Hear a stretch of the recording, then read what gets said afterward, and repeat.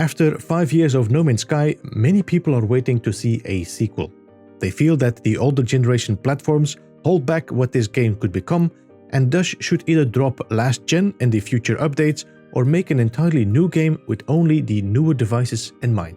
The expectations for Hello Games' sequel began when they announced their next major project, which in Sean's own words, is a huge and ambitious game like No Man's Sky.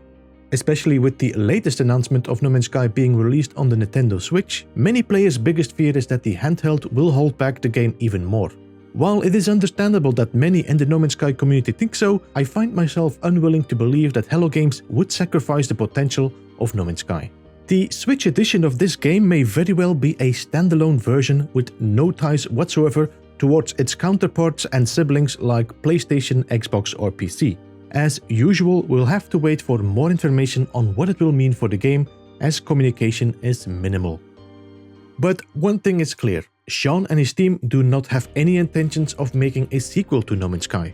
In several interviews over the year, Sean repeatedly responded that this would not be the case. In his interview with Polygon, he responded, "I had worked at EA before I started Hello Games, and we just done a lot of sequels. Everything that I worked on was the sequel to something. I found that a bit of a depressing thing in some ways. It was part of the reason for moving." In Games Radar he said, "We did Burnout, and then Burnout after Burnout.